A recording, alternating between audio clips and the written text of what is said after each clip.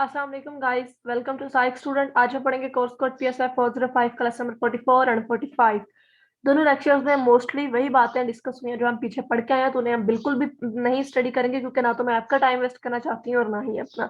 क्योंकि वो चीजें हम पिछले लेक्चर्स में अच्छे से पढ़ के आए, तो हम क्यों उन्हें दोबारा पढ़े। जब आप उन्हें अच्छे से आपने पढ़ा होगा, आपका कॉन्सेप्ट क्लियर होगा, तो आप इन लेक्चर्स में आपकी रिवीजन हो जाएगी। दैट्स इट, ठीक है। इसलिए हम उन्हें डिटेल से उसमें नहीं जाएंगे, क्योंकि हम इतना टाइम इस पे वेस्ट करने के बजाय उन लेक्चर्स पे देंगे जो पीछे से डिटेल से हमने बताया हुआ है, और जो चीजें न्यू है उन्हें हम स्टडी करते हैं। सबसे पहले पर्सनैलिटी असेसमेंट की बात की गई है कि पर्सनैलिटी डाटा के जो सोर्सेज है, self report data, observer report data, test data, life outcome data, और फिर आगे इनके नेम बताए हैं। एस डाटा कहते हैं, O data, T data, L data.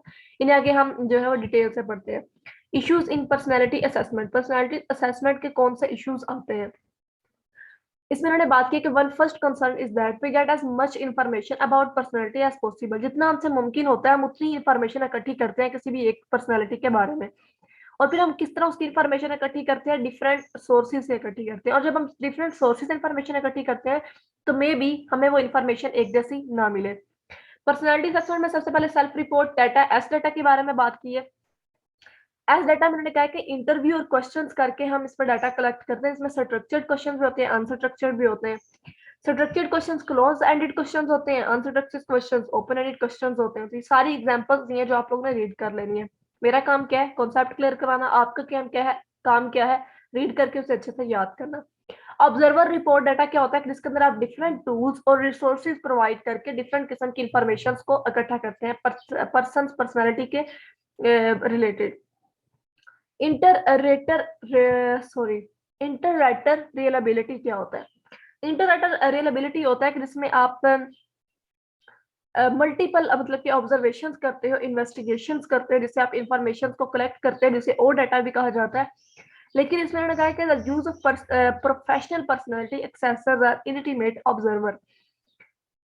Professional personality assessors who do not know the participant in advance. इसमें भी वही बात की जा रही है कि जब हम किसी भी प्रोफेशनल पर्सनालिटी के बारे में कोई भी डाटा कलेक्ट करते हैं, तो हम डिफरेंट तरीकों से जाके कलेक्ट करते हैं, डिफरेंट सोर्सेज से जाके लेते हैं। तो उसके एडवांटेज भी होते हैं, डिसएडवांटेज भी होते हैं, क्योंकि बाज जगह से हमें इन्फॉर्मेशन रॉन्ग मिलती है, बाज जगह से हमें करेक्ट मिलती है। Second method is to gather informational data from people who actually knows the participant. इसमें बात ये हो रही है, जो मैं आपको कॉन्सेप्ट क्लियर करवाऊँ आपका, कि वो किस्म का डाटा जो लोग आपको बहुत ज्यादा बेहतर तरीके से जानते होते हैं, ठीक है, उनके माइंड में आपके बारे में क्या परसेप्शंस है, उसे कहते हैं इंटररेटर रियलाबिलिटी डाटा। ठीक है। फॉर एग्जांपल, आपके घर वाले आपके बारे में एक सोच रखते हैं, आपके दोस्त आपके बारे में एक सोच रखते हैं, वो एक इंटररेटर रियलाबिलिटी डाटा होता है। लेकिन हम इसमें ये कहते हैं कि ये प्रोफेशनल लोग नहीं होते। ठीक है।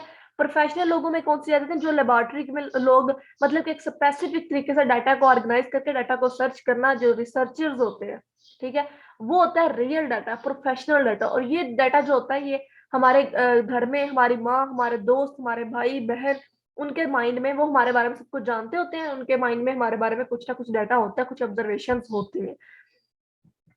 उसके बाद बात हो रही है आर्टिफिशियल सेटिंग, जिसमें 3 टेस्ट डाटा के बारे में बयान किया। टी डाटा में क्या होता है कि आप डिफरेंट किस्म की इंडिविजुअली मतलब के टेस्ट करके इंफॉर्मेशन को कलेक्ट करते हैं, और फिर individual places situations and their leadership qualities, अपनी लीडरशिप क्वालिटीज को नोट करते हैं। चिल्ड्रन जो होते हैं ना, डिफरेंट किस्म के डिजाइन सिचुएशंस को, मतलब को जब वो रिस्पॉन्स करते हैं, तो तब वो उन्हें नोट कर लेते हैं, और सिचुएशनल टेस्ट वगैरह लेते हैं। मतलब डिफरेंट टेस्ट से जो आप डाटा कलेक्ट करते हैं ना, टेस्ट लेके, उसे कहते हैं टेस्ट डाटा। लेकिन इसका एक डिसएडवांटेज ये है कि जब आप किसी भी बंदे से टेस्ट लेते हैं कि हम तुम्हारा इंटेलिजेंस टेस्ट लेने लगे हैं, या कोई भी टेस्ट लेने लगे हैं, तो खुद को बदल लेता है कि वो आप पे अच्छा इंप्रेशन डाल सके। तो इसलिए जरूरी नहीं है कि आपको रियल डाटा ही मिले टेस्ट के जरिए। मैकएग्री स्टडीज, इसके बारे में हम बात करते हैं। इन्होंने लीडरशिप की डोमिनेंस के क्या इफेक्ट्स है, इसको स्टडी किया। और उसके बाद इन्होंने पोटेंशियल पार्टिसिपेंट्स जो थे, उसमें कैलिफोर्निया पर्सनालिटी इन्वेंटरी, सीपीआई, और सीपीआई यही है, ठीक है, इसको आपने याद रखना है। पार्शियल पार्टिसिपेंट कौन था, कैलिफोर्निया पर्सनालिटी इन्वेंटरी, से सीपीआई कहा जाता है। उसके बाद हम बात करते हैं limitations of the test data. 1 second, 1 minute, 1 minute. Limitations of the test data, और मैं क्या, हाँ sorry, limitations of the test data. Limitation of test data में वही बात आ जाती है जो मैंने आपको पहले भी बताई है कि जब आप किसी का टेस्ट लेने लगते हैं, ठीक है, वो खुद को चेंज कर लेता है उस सिचुएशन के मुताबिक। तो आप जरूरी नहीं है कि आपको बिल्कुल सही उस बंदे का जो बिहेवियर है, ये जो रियलिटी है, वो आप फाइंड कर सकें। मैकेनिकल रिकॉर्डिंग डिवाइस में क्या होता है, इसमें उन्होंने बात की है कि डिफरेंट किस्म की जो भी आप पर्सनालिटी पे स्टडी करते हैं, और वो जो डिवाइसेस आप इस्तेमाल करते हैं, एक मतलब कि आप लेग्स या आर्म पे लगा देते हैं किसी भी बंदे के, जिसे एक्टोमीटर भी कहा जाता है, और जिससे आप उस बंदे के एनर्जी लेवल चेक करते हैं, ठीक है। मैकेनिकल रिकॉर्डिंग डिवाइस में क्या होता है कि आप इंसान का एनर्जी लेवल चेक करते हैं। साइकोलॉजिकल डाटा में क्या होता है कि डिफरेंट किस्म के सेंसर्स इंसान की बॉडी के अंदर लगा दिए जाते हैं, जिससे उसका sympathetic nervous system, blood pressure, heart beat, muscles contraction activity, इस तरह की एक्टिविटीज को मेजर किया जाता है। साइकोलॉजिकल क्रिस्टोफर पैट्रिक, ठीक है, इन्होंने एक एक्सपेरिमेंट किया था।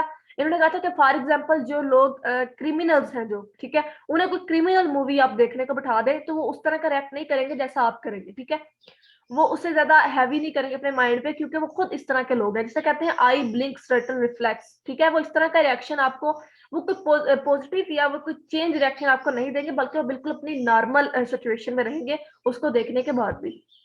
फंक्शनल मैग्नेटिक रेजोनेंस इमेजिंग, इसमें क्या होता है कि आप अपने ब्रेन के एरियाज को आइडेंटिफाई कर सकते हैं डिफरेंट किस्म की लाइट्स और इस तरह की टेक्निक्स का इस्तेमाल करते हुए। और आगे बात की गई इसमें, मतलब आप रेड ब्लड सेल्स को, अगर आप ये किसी भी ऑक्सीजन कैसे कैरी हो रही है रेड ब्लड सेल से, किस तरह ब्लड की ट्रांसफॉर्मेशन, या मतलब जो भी हम मेडिकल के बारे में इतना नहीं जानते, जो भी आपके इंटरनल टेस्टिस होते हैं, ब्लड के टेस्टिस होते हैं, उसको उन्हें करने के लिए एफएमआरआई यूज किया जाता है। आगे प्रोजेक्टिव पर्सनैलिटी टेस्ट है, जो हम पिछले लेक्चर्स में अच्छे से पढ़ के आए हैं, इसे हम यहाँ पे नहीं स्टडी करेंगे। बात हो रही है life outcome data, L data जी। लाइफ आउटकम डाटा में क्या होता है कि जिसके अंदर आपकी पर्सनैलिटी के बारे में इंफॉर्मेशन के इंपॉर्टेंट सोर्सेज जो होते हैं वो सर्व करते हैं। मतलब कि जिंदगी का आपका इंपॉर्टेंट हिस्सा, जैसा कि शादी, फिर सेपरेशन, डिवोर्स, जॉब, मतलब ये वो चीजें जो आपकी आपकी जिंदगी का एक इंपॉर्टेंट हिस्सा है। मैरिज आपकी जिंदगी का एक इंपॉर्टेंट हिस्सा है, लेकिन अगर आपको डाइवोर्स रहती है तो ये भी आपकी जिंदगी का एक रिमेम्बरेबल और मतलब कि एक इंपॉर्टेंट हिस्सा बन जाता है ना आपकी जिंदगी का। The issues of fallibility of personality measurement, इसमें उन्होंने ट्राईएंगुलेशन टेस्ट की बात की है, जिसको हम डिफरेंट प्रॉब्लम्स को सोल्व करने के लिए जो डिफरेंट डाटा इकट्ठा करते हैं, डिफरेंट एक्सरसाइजेस करते हैं, उसे कहते हैं ट्राईएंगुलेशन। इवैल्यूएशन ऑफ पर्सनैलिटी मेजर, इसको मेजर करने के पर्सनैलिटी को 3 तरीके हैं, वैलिडिटी, रिलेबिलिटी, जनरलाइजेशन। वैलिडिटी क्या है, जो हम पीछे इसकी नहीं, आगे इसे दोबारा पढ़ेंगे। वैलिडिटी क्या है कि जिसके अंदर हम डिफरेंट जो हमारे क्लेम्स हैं उनको मेजर करते हैं डिफरेंट टेस्ट के जरिए, और इसकी अगर टाइप्स बताई होंगे, face validity, content, predictive, criterion, convergent, divergent, discriminant, construct. Reliability क्या होता है, रिलेबिलिटी होता है फॉर एग्जांपल आपने एक दफा डाटा, जो आपने एक दफा टेस्ट कर लिया, जब आप दूसरी दफा टेस्ट करें तो भाई उसके सेम रिजल्ट्स आए और आपको पता चले कि जो आपने ये टेस्ट किया था ये बिल्कुल ठीक है। इसकी भी आगे कुछ टाइप्स बताई हुई है, test, retest reliability, alternate forms, split half, other important things, inter reliability. उसके बाद है जनरलाइजेबिलिटी, जनरलाइजेबिलिटी, ठीक है। इसमें से 3 बेसिक रिसर्च डिजाइन बताएं, experimental design, correlation design, case study. Experimental design क्या होता है, सबसे पहले जिसके अंदर आप 2 वेरिएबल्स को मतलब कि डिस्कस करते हैं, और एक वेरिएबल खुद ब खुद दूसरे वेरिएबल से चेंज हो जाता है, या एक वेरिएबल से दूसरा वेरिएबल क्रिएट हो जाता है, वेरिएबल ए काज वेरिएबल बी। कोरिलेशन स्टडी क्या होती है, कोरिलेशन स्टडी में आप 2 और मोर वेरिएबल्स को के रिलेशनशिप को मेजर करते हैं, और इसके अंदर 3 चीजें जो होती हैं वो बहुत इंपॉर्टेंट है, magnitude of relationship, direction of relationship, correlation can never prove the casualty. Case study क्या होता है, केस स्टडी के अंदर आप लोगों के मुताबिक रिलेटेड डिफरेंट से इंफॉर्मेशन कलेक्ट करते हैं, डिटेल से, ठीक है, डिटेल से आप इंफॉर्मेशन कलेक्ट करते हैं किसी भी पर्सन के रिलेटेड। उसके फिर नंबर ऑफ टूल्स इस्तेमाल होते हैं, जो कौन कौन से हैं, coding system, interview can be used with target person, audio and video recording the person. ये हमारा लेसन नंबर 44 था, चलते हैं 45 पे। डेफिनेशन ऑफ पर्सनैलिटी क्या होता है? पर हम सब जानते हैं कि डिफरेंट करेक्टर्स होते हैं हर इंसान के, जो कि उसे डिस्क्राइब करता है डिफरेंट वेज में। फॉर एग्जाम्पल कुछ लोग शाय होते हैं, टिम्ड होते हैं, इंटेलिजेंट होते हैं, ये पर्सनैलिटीज की चीजें हैं। Psychological mechanism, most psychological mechanisms involve information processing activity, जिसमें उसने बताया कि मतलब डिफरेंट किस्म के जो मैकेनिज्म्स होते हैं वो डिफरेंट किस्म की इंफॉर्मेशन प्रोसेसिंग एक्टिविटीज में इन्वॉल्व होते हैं। With the individual means that personality is something that a person carries with him over time and from one situation to the next. इसकी एग्जांपल ये कि we feel as the same person we were yesterday, last week or month. मतलब लोगों के अंदर लोगों को अपनी सिचुएशन एक जैसे फील होती है। फॉर एग्जांपल आप कोई काम करते हैं तो आपको लगता है कि यार ये बिल्कुल ऐसा मेरे साथ पहले भी हुआ है। पर्सनैलिटी इज ऑर्गेनाइज्ड, आप अपनी पर्सनैलिटी को ऑर्गेनाइज किस तरह करते हैं? डिफरेंट ट्रेड्स और मैकेनिज्म को दूसरे के साथ लिंक्ड करके और कोहेरेंट फैशन जो होता है, ठीक है, इसे आप अपनी पर्सनैलिटी को ऑर्गेनाइज करते हैं। मतलब आपकी जिंदगी में दो तरह के फॉर एग्जांपल चीजें आती हैं, डिजायर्स आती हैं एट अ टाइम। आप इंटरव्यू के लिए जा रहे हैं, आपको भूख महसूस हो रही है, आपको एक चीज को इनएक्टिव करना पड़ेगा, ठीक है। आप जॉब इंटरव्यू तो इनएक्टिव नहीं कर सकते, आप अपनी भूख को इनएक्टिव कर रहे हैं। आप हम ऐसा हमारे साथ होता है अक्सर कि हम कहीं जा रहे थे, में भूल होती है, हम कहते हैं यार जाना जरूरी है, वापस आके खाना खाएंगे।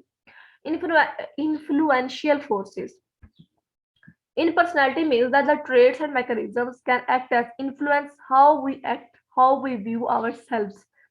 इसमें ये होता है कि जब आप डिफरेंट किस्म की मतलब ट्रेड्स और मैकेनिज्म इंसान के अंदर एक्ट करती हैं तो आप उसे देखते हैं कि आपने इसे किस तरह एक्ट करना है, किस तरह देखना है, किस तरह सोल्व करना है, किस तरह फील करना है, किस तरह इंटरेक्ट करना है। पर्सन इन्वायरमेंट इंटरेक्शन, ये मे भी एक डिफिकल्ट और कम्प्लेक्स फीचर होता है, उन्होंने बताया, जिसके अंदर आपके मतलब डिफरेंट किस्म के इंसान की परसेप्शंस होती हैं। हर इंसान की डिफरेंट परसेप्शंस होती हैं, ये हम सब जानते हैं। अडाप्ट अडाप्ट सॉरी अडाप्टेशन क्या होता है? अडाप्टेशन में क्या होता है कि आप कन्वे करते हैं कोई भी मतलब के सेंट्रल फ्रेम ऑफ पर्सनालिटी होता है इंसान का अडॉप्शन में, जिसमें आपके डिफरेंट गोल्स होते हैं, कॉपिंग होती है, adjusting, dealing with challenging problems को सोल्व करना, ये सारी चीजें पाई जाती हैं। अगर कहा है कि डिफरेंट इन्वायरमेंट्स होते हैं, थ्री टाइप्स ऑफ इन्वायरमेंट होते हैं। Physical environment, social environment. Physical environment क्या होता है कि फॉर एग्जांपल जिसमें उन्होंने बताया हुआ कि एक्सट्रीम टेम्परेचर, स्नेक्स, जब गर्मी होती है तो स्नेक्स जो होते हैं वो ज्यादा जगहों पे मतलब पाए जाते हैं, सर्दी में इतने नहीं पाए जाते। सोशल इन्वायरमेंट में क्या होता है कि आपके फ्रेंड्स, आपका लव, आपके मतलब के सोसाइटी से जिन लोगों के साथ आप इंटरेक्ट करते हैं। इंट्रासाइकिक इन्वायरमेंट में क्या होता है कि आपके अपने ख्वाब, आपके अपने डिजायर्स, आपके अपने गोल्स जो आप पूरा करना चाहते हैं। Three levels of personality, like all others, मतलब आप तमाम लोगों को पसंद करते हैं, आपकी पर्सनैलिटी इस तरह की होती है। लाइक सम अदर्स, आप कुछ लोगों को अपने ग्रुप में मतलब ग्रुप्स बने होते हैं, आप कुछ लोगों को पसंद करते हैं, कुछ को पसंद नहीं करते। लाइक नो अदर्स, आप खुद को एक इंडिविजुअल यूनिकनेस, आपका लेवल जो होता है वो आपके अंदर पाया जाता है और आप किसी भी और को पसंद नहीं करते। Criteria for evaluation of personality theory: verifiability, heuristic, internal parsimony, comprehensiveness, functional significance, हम पीछे पढ़ के आ चुके हैं। Is there a grand ultimate or true theory of personality? उन्होंने कहा कि जितनी भी हमने थ्योरीज पढ़ी है, क्या इनमें से कोई ग्रैंड थ्योरी थी, मतलब कोई करेक्ट थ्योरी थी? और हमने क्या पढ़ा था कि करेक्ट थ्योरी कौन सी होती है जिसके अंदर ये तीन चीजें पाई जाती हैं? Provide a guidelines to researchers, organize the non available finding, make a prediction. उन्होंने कहा कि कोई भी ऐसी गुड थ्योरी नहीं पाई गई जिसके अंदर पढ़ी गई जिसके अंदर ये तीनों चीजें पाई जाती हैं। आगे फिर हम पर्सनालिटी मेजरमेंट की बात करते हैं कि हम पर्सनालिटी को किस तरह मेजर करते हैं, इसके डिफरेंट असेसमेंट्स हैं, और ये सारा हम पिछले लेक्चर्स में पढ़ चुके हैं। यहाँ से देखते हैं कि पर्सनालिटी रिसर्च में जो न्यू फ्रंटियर्स हैं, each design has advantage and limitations, मतलब किस जो न्यू आने वाले फ्रंटियर्स हैं उन्हें पर्सनालिटी में किस चीजों पर ज्यादा रिसर्च करनी चाहिए। सबसे पहले स्टडी ऑफ कोग्निटिव, वो कोग्निटिव प्रोसेस पर रिसर्च करें और रिलेशनशिप्स पे। Study of specially productive, talented and creative, उन्होंने कहा कि हमेशा उन लोगों पर रिसर्च किया जाता है जो लोग मतलब कि अपनी नॉर्मल लाइफ में नहीं होते। हमेशा नॉर्मल लोगों को भी सर्च किया जाना चाहिए जो कि टैलेंटेड है, जो कि क्रिएटिव पर्सन है। उसके बाद थर्ड पे बात हो रही है study of the psychological and neurological determines, मतलब के न्यूरोटिक्स पे और साइकोलॉजिकली भी स्टडी किया जाना चाहिए। Study of personality development in middle and old age, के हमेशा जो है वो चाइल्डहुड पे ज्यादा स्टडी किया जाता है, डेवलपमेंट स्टेज पे ज्यादा स्टडी किया जाता है, मिडिल और ओल्ड एज की डेवलपमेंट की पर्सनालिटी को भी स्टडी किया जाना चाहिए। Study of self regulatory process and plans, Study of the interactions of situational factors and personality variables and their relate contributions to behavior, मतलब interactions को different किस्म के factors को variables को study किया जाना चाहिए।